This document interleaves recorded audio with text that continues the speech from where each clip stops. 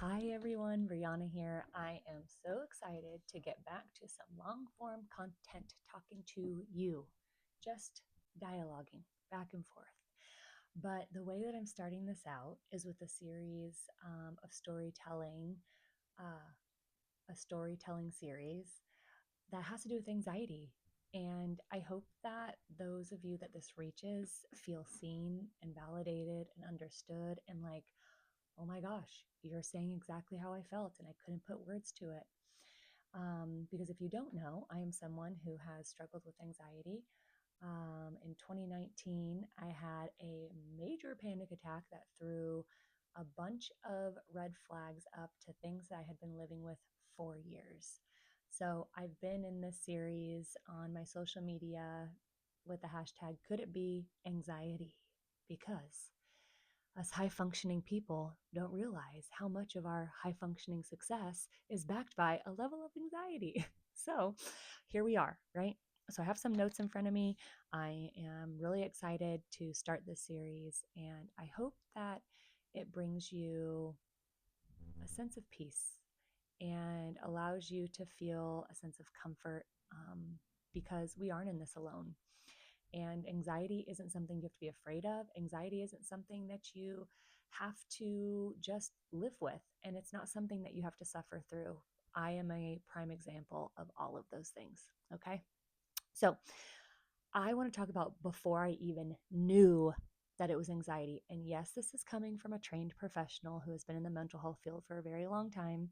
I have healed my shame around that, but I had no idea that what I had been living with for years was anxiety. And if you can relate to that, I need you to comment below because that thing is sneaky. Okay. It is very, very sneaky. I thought that it was a part of my personality.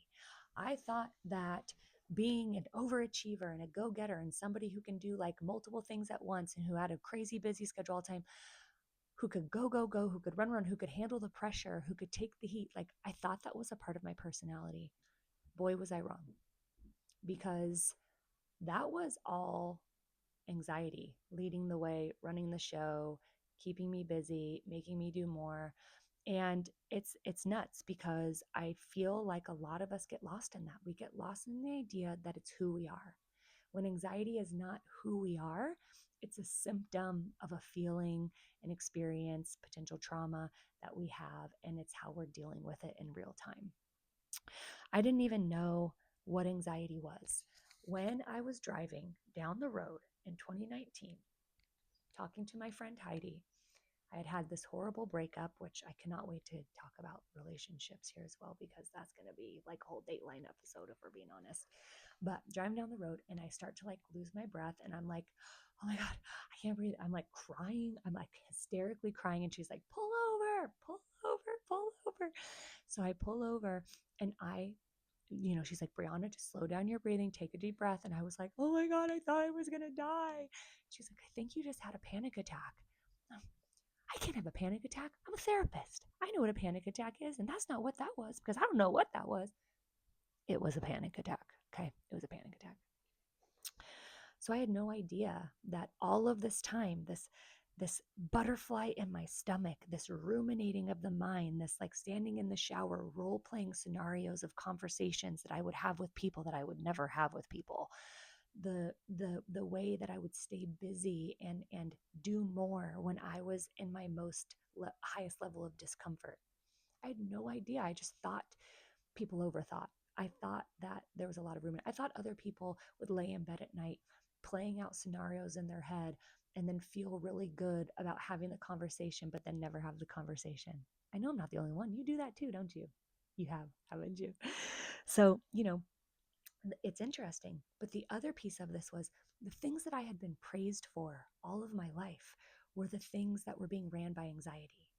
Me being a high achiever and doing well at school, while I'm intelligent and good, there was so much pressure behind that that I was anxious and I was praised for it. When I was my senior year doing musical theater, playing club volleyball, running the newspaper, and then I was in 6 other clubs, plus I was hyper invested in my youth group. I was praised for it. I was praised for being able to manage it all. these things are messed up, y'all, because we start to build a sense of ourself backed on all these achievements. But when you look back at how you manage those achievements, I want you to ask yourself, could it be anxiety? Because it might. It really might. So for most of my life, um, anxiety didn't look like panic for me. It looked like productivity. It looked like me being busy. It looked like me checking boxes. It looked like me being a super achiever. And so I started to develop, man, I'm thirsty. I started to develop this really strong sense of self that was backed by all of my achievements. And that led to me taking on business opportunities, relationships, um, dealing with friendships in a way that would feed that. It would feed it. It would feed that need to be productive. It would feed that need to check a box. It would feed that need to do more. So I found myself people pleasing in order to do more. I found myself over perfecting in order to do more. I found myself being performative, putting on a mask in order to do more. Again, I know you can relate to this because you're there too. So here's the thing: busyness, lists, over perfecting, over performing, masking, all of those things. That's not who you are. And I realized that it wasn't who I was because I started to feel this disconnection between me and my life where I was tired of pretending and I was tired of doing what I thought other people needed me to do. And I got tired of having it look a very pretty, perfect, specific way, which is why I'm starting here just doing it with, a TV mount stand in the back of the wall and my phone at, 50% before it dies, and drinking water while I'm talking to you and wiping my lips because they feel so dry. Because here's the thing: if I keep living in these behaviors, then I'm going to keep sabotaging the thing that I want, which is more connection. I want more, I want a bigger community, and I want to serve and help more people. So, is that what they say? Clock it? That's why I'm doing it. Being praised for the hustle and the resilience and the tenacity only set me up to fail. And I feel like now that I'm a parent, I get to really watch how I'm praising and what I'm praising my stepkids for. Because the things that I was praised for in high school were things that I felt made me be a certain level of desirability. They allowed me to feel more successful. They allowed me to feel more liked. And so I took that and I ran with it into college and into my young adult life, chasing after things that were very unhappy in relationships, in friendships, romantic relationships, by taking on more at school than I needed to, and saying yes to bosses when I didn't need to. I needed to set boundaries. So I want you to start paying attention to where you have used the things that you were praised for in a way that are leaving you feeling empty. My survival instincts were skills. They were seen as skills.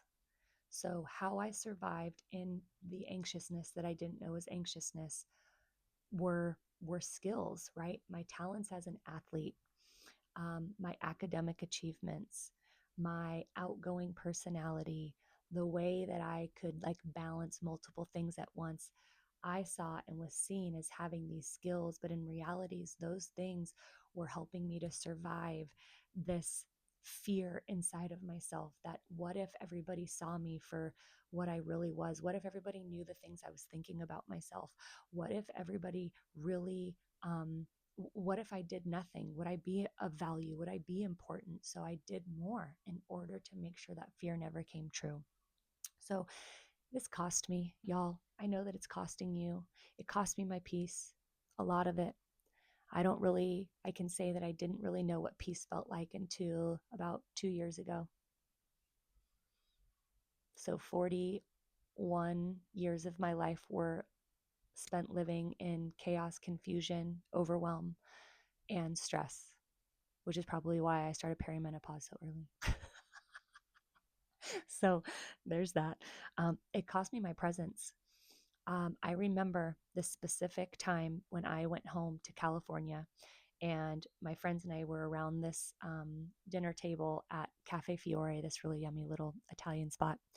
And everybody was talking, and I was sitting there looking like I was listening, but I was actually thinking about this guy that I was dating and not hearing from him and what he might be doing and what I need to do to get his attention.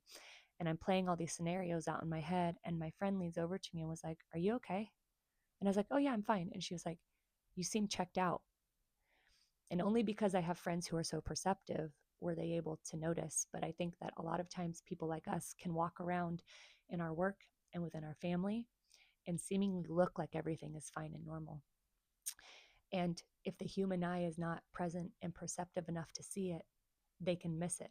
And so then we get to get away with not being present in order to be in our kind of obsessive, ruminating, disconnected, anxious part of ourselves. So it cost me my presence. It also cost me connection for this main reason. I chose to connect with more unhealthy people in the last 30 years of my life than I have in this last, 10 years or so of me in this healing journey. And so, in connecting with unhealthy people, um, it left me with a lot of scars and a lot of wounds and a lot of traumas that I've had to work on and heal alongside the anxious parts of me. So, I think I missed out on giving myself the opportunity to really have um, safe, long term, good connections. Now, I have some great connections that I've had for many, many years, and they have walked with me through this entire journey. And so they are people who love me for me. Thank God, because I have changed, and and they still are in my corner, which is amazing. It also cost me time. Do you know how much time I cried over things that didn't need my tears? Do you know how many times I cried over people that didn't need my energy? Do you know how much time I spent feeling sick to my stomach in rumination, trying to plan, scheme, and plot how I was going to handle the next conversation, even though I never handled the next conversation? Do you know how many times I created fake scenarios in my heads of things that were happening that really weren't happening? And how many times I created fake scenarios in my head that were happening, but I never did anything about?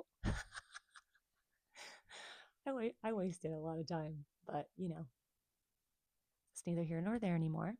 You learn, and that's it. So, I just want to leave with you some reminders as someone who maybe either A, has no idea that you currently are living in an anxious state, or B, it's somebody who struggles with anxiety but is still stuck in the systems that I've kind of explaining, is there is a way out. The hardest part that I realized about anxiety itself wasn't the anxiety. It was having like the language for it and understanding what it was. And um, when anxiety is,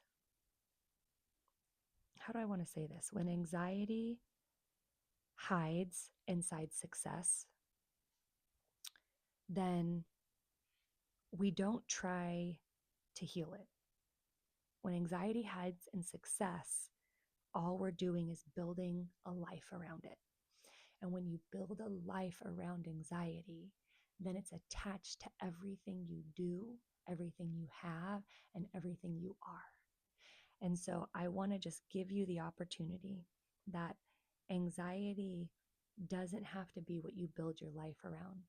You just have to learn what it is and how to navigate around it in order to build your life. Okay?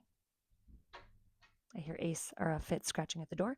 So with that, I am going to say adios, and I will see you